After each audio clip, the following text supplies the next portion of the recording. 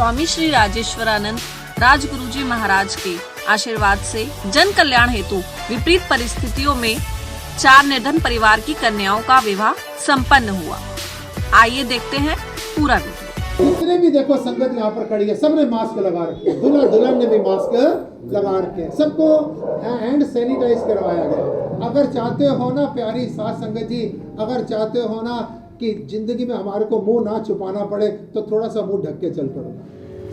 एक बेटी के पिता मेरे साथ हैं जो अपनी बेटी का कन्यादान अपने हाथों से करना चाहते थे। आपकी 2 बेटियों की शादी पहले हो चुकी है, करीबन तो 1 लाख सवा लाख तो खर्चा हुआ ही कम से कम। दोनों में अलग अलग मिला के 1 लाख सवा लाख एक में, 1 लाख सवा लाख दोनों में, इतना जोड़ थे रखे तो जोड़ के रखे थे। तो इस बेटी के लिए कोई तैयारी नहीं थी?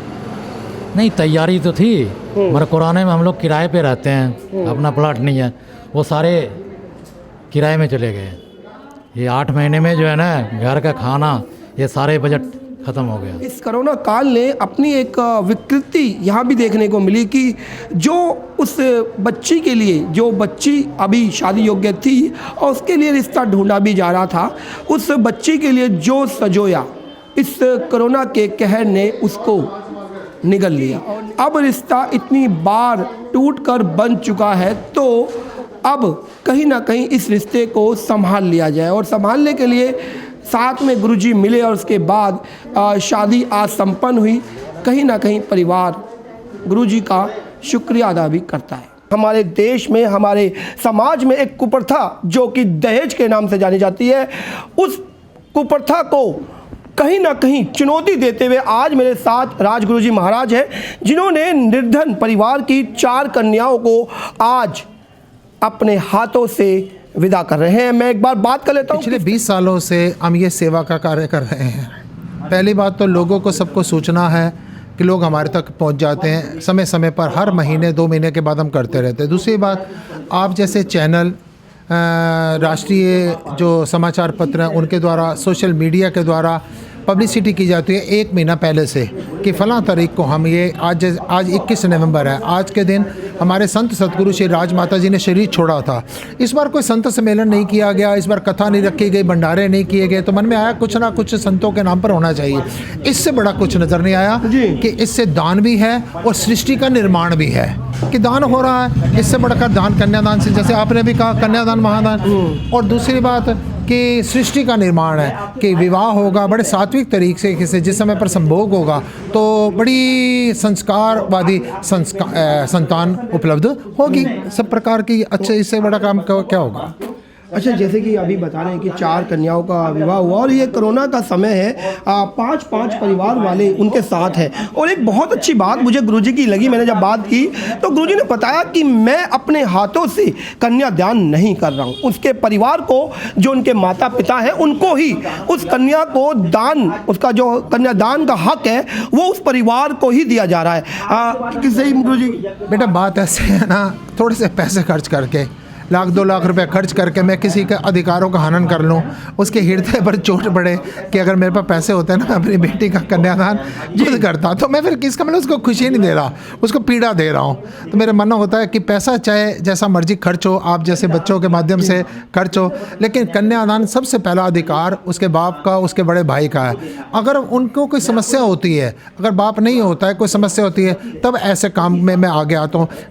ये तो कन्यादान की बात कर रहे हो ना, किसी अंतिम संस्कार भी करना हो, मैंने इसी दौरान कम से कम 10 कोरोना मृतकों का अंतिम संस्कार किया। किसी आदमी को किसी प्रकार की कोई दिक्कत हो, राशन चाहिए हो, कन्यादान करना हो, तो आप मेरे को सेवा का मौका दीजिए। इन बच्चियों को भी देखो ना, अभी मैंने मैसेज क्या दिया कि इस परिवारों को उन्हें आनंदमय तरीके से आगे बढ़ाना है, हमने कलेश नहीं करने हैं। अच्छा गुरुजी, जैसे कि आपने अभी कलेश की बात करी, पारिवारिक तौर पर जो इनके रिश्ते ढूंढे जाते हैं, ये पारिवारिक खुद ढूंढ के लाते हैं या आप इनके रिश्ते कराने में भी इनकी मदद पहुँचाई है? ये जो सारे रिश्ते, पहली बात मैं प्रेफर उन लोगों को करता हूँ जो रिश्ते खुद ढूंढ कर लाए। दूसरी बात, हमने अपनी संस्थान में शाम को 4 बजे से 6 बजे तक पिछले लगभग 15 साल से हमने एक यूनिट किया हुआ है जो रिश्ते करवाते हैं। शाम को 4 बजे से 6 बजे तक यहाँ पर रिश्ते होते हैं। किसी को अपने मुताबिक लड़का लड़की चाहिए हो तो वह यहाँ पर शाम को 4 बजे से 6 बजे तक आकर रजिस्ट्रेशन करवा सकते हैं। ये इसका भी कोई मतलब क्या प्रोसेस अपनाया है कि ब्यूरोक्रेट से बात करी हुई है या किस तरीके से ये सब? क्योंकि देखिए, एक मैं मानता हूँ कि बहुत पुण्य का काम है और आज नज़र भी आ रहा है, लेकिन कहीं ना कहीं ये पुण्य कहीं ना कहीं अभाग्य जब बन जाता है, जब इसमें क्लेश स्टार्ट होता है। तो एक समाज में कहा जाता है ना कि आजकल तो नेकी कर सोशल मीडिया पे डाल, वो कहानी चल रही है। तो कहीं ना कहीं कि हम ऐसा तो नहीं कि इस बात को देखते हुए कल को क्लैश हो तो वो भी एक तोहमत हमारे सिर पे लग जाए। देखो, ऐसा है कि संसार में जहाँ पर सुख है तो दुख है, दिन है तो रात है। अगर मान लो इन बच्चों की जीवन है तो समस्याएं भी हैं। अगर मान लो मेरे पास कोई समस्या लेकर आता है ना, मैं लड़के को अलग से बिठाकर ये कहता हूँ सारी गलती तेरी है, लड़की को अलग से बिठाकर कहता हूँ सारी गलती तेरी है। जब तक जीवन में दूसरे को ये नहीं समझ आएगी ना कि गलती का उत्तरदायित्व मेरे ऊपर आ रहा है। परिवार, मैं रोकूंगा। हाँ। परिवार, आजकल लड़कियों के जो परिवार है शायद इस बात का निर्वहन नहीं कर पा रहे। अगर लड़कियों के परिवार निर्वहन नहीं कर पाए, कलेश के पात्र भी तो खुद बन रहे हैं। हाँ। परिवार भी उनके खराब हो रहे हैं, पैसा भी उनका खराब हो रहा है, इज्जत भी उनकी खराब हो रही है। लड़की को विवाह करने के बाद कम से कम मैं कहता हूँ उस पर नज़र रखो। सिर्फ ये नहीं कह रहा कि उस पर नज़र रखो और उसको को बेटा 1-2 साल लगता है। अगर ज़रा सा लेंटर लगाया जाता है ना किसी छत के ऊपर तो उसको भी 15 दिन के लिए उसको सपोर्ट दी जाती है। 15 दिन के बाद वो मजबूत होता है। अगर कुछ भी संसार में करते हैं आप, एक मशीन, ये कैमरा भी, आपने ये माइक पकड़ा है ना, 1 मिनट में आपने पकड़ना नहीं सीख लिया होगा।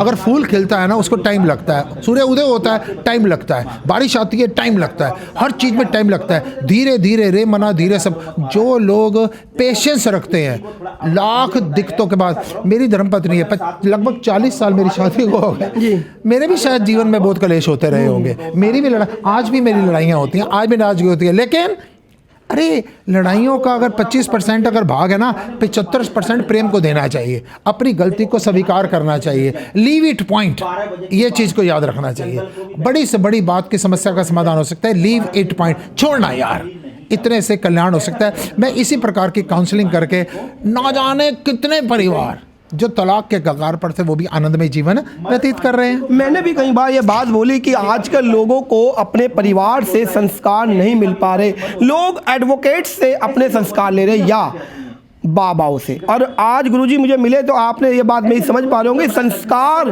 देने के लिए जो थर्ड पार्टी होता है यदि वो समझाए तो शायद ज़्यादा समझ में आता है। जहाँ मैं कहता हूँ दोनों, पहली बात तो दोनों पक्ष विवेक से काम लें। अब किसको क्या पता कि विवेक है ही क्या। अब लड़के वाले तो इस चीज़ में खड़े होते हैं कि लड़का सही है, लड़की वाले खड़े होते हैं लड़की सही है। तीसरा आदमी बिल्कुल निस्वार्थ होना चाहिए, निष्पक्ष होता है, निष्पक्ष होना चाहिए, निस्वार्थ होना, ऐसा किसी के दबाव में काम ना करे। जी। वो बिल्कुल स्पष्ट निर्णय दे। और किसी पूजा पाठ में याद रखना, घर बसाने के लिए ये ब्रह्मा विष्णु महेश, ये अल्लाह मियाँ, ये तांत्रिक, ये मौलवी कभी आपका घर नहीं बसा सकते। जब बसाएंगे आप खुद बसाएंगे। अगर आप झाड़े फूक करवा के, राहु केतु को ठीक करवा के या किसी मौलवी के पास जाकर यहाँ, तो समझ लेना आप अपने घर को बर्बाद कर रहे हैं। हाँ, मैं तभी कहा कि तभी मैंने आपसे कहा। लेकिन ऐसा जन हमने कई बार बोला है कि हमने भी बहुत बार परिवार को देखा कि उनका कोई अपने गुरु होते हैं और गुरु के पास जब जाते हैं तो परिवार में कहीं ना कहीं शांति आती है। और लगता भी है कि हाँ, भगवान का चमत्कार हुआ कि हम उन गुरु से मिलके आए और उसके बाद हमारे परिवार में शांति है। वो शांति किस तरीके से कायम होती है आप खुद देख रहे हैं कि जब कोई आदमी अपनी गलती को स्वीकारते हुए और सामने वाले को ये बात महसूस कराता है कि हाँ मेरी गलती है, तो सामने वाले की गलती को भी कहीं ना कहीं नजरअंदाज करता है। और जिस तरीके से परिवार को बसाया जा रहा है और सृष्टि का जो सृजन है उसमें अपनी सहभागिता गुरुजी दे रहे हैं, कहीं ना कहीं अतुल्य भी है और अनमोल भी है, क्योंकि यही इस सृष्टि का नाम भी है, इसी को ही क्या सृष्टि कहा जाता है। और गुरुजी लगातार हम इन बातों पर बने रहेंगे और आपको लगातार